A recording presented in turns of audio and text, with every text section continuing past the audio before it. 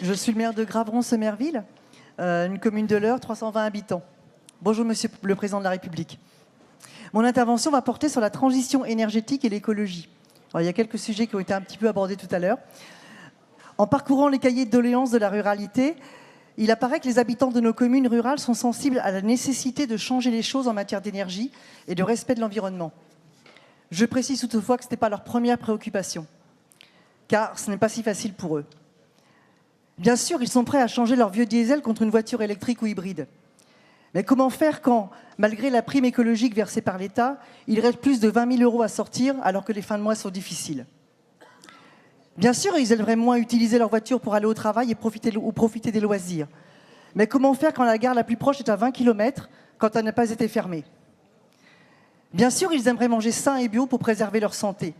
Mais comment faire quand le prix du bio est dissuasif et les fins de mois parfois difficiles? Bien sûr, ils aimeraient une maison ou un appartement bien isolé et faire ainsi des économies de chauffage. Mais comment faire quand, malgré les aides de l'État, encore faut-il être éligible, le reste à charge est insupportable? Bien sûr, ils aimeraient diminuer leur quantité de déchets et moins payer de taxes pour leur traitement. Mais comment faire quand les industriels ne font aucun effort, par exemple, pour diminuer les emballages? On le sait, le meilleur déchet est celui qu'on ne produit pas. Bien des habitants des communes rurales ont eu le sentiment de double ou triple peine. J'aurais pu dire quadruple.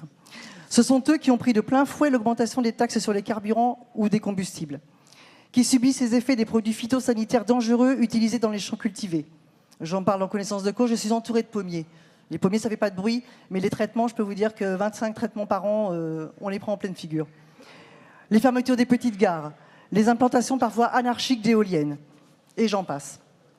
Alors je soumets à votre réflexion quelques idées trouvées dans les cahiers, car nous voulons et nous aimons vivre à la campagne. Pourquoi ne pas diminuer les taxes sur les carburants et parallèlement taxer le kérosène sur les vols intérieurs et le fioul lourd pour les trajets des gros cargos ou des paquebots? Pourquoi ne pas baisser la TVA sur les produits bio ou labellisés respect de l'environnement afin que tout le monde puisse en profiter? Pourquoi ne pas annuler la TVA sur les produits alimentaires de première nécessité et plus taxer les produits de luxe? Pourquoi ne pas accélérer la recherche sur d'autres énergies, par exemple l'hydrogène ou l'air comprimé pour les voitures, le développement de l'hydraulique et de la méthanisation, et par conséquent arrêter de céder au lobby pétrolier? Cela permettrait en outre de réindustrialiser le pays avec des industries de pointe locales. Pourquoi ne pas imposer aux propriétaires bailleurs de ne pouvoir mettre en location que des logements correctement isolés? Pourquoi ne pas imposer aux industriels de systématiquement limiter les emballages? Pourquoi ne pas interdire définitivement les pesticides qui en plus coûtent cher aux paysans, favoriser l'agriculture bio et mieux rémunérer les paysans pour leur permettre de gagner leur vie grâce à leur travail et non pas dépendre des subventions? Et enfin, le mot du maire rural que je suis: pourquoi ne pas verser la même DGF à un habitant rural qu'à un habitant urbain, ce qui permettrait aux communes rurales de pouvoir plus aider dans leur vie quotidienne les foyers qui en ont besoin? Beaucoup de ces questions ramènent au pouvoir d'achat. Malheureusement, tant que les habitants auront toujours des problèmes de pouvoir d'achat, je crains qu'il ne soit difficile de polariser leur attention sur la transition énergétique, et c'est bien dommage. Je vous remercie.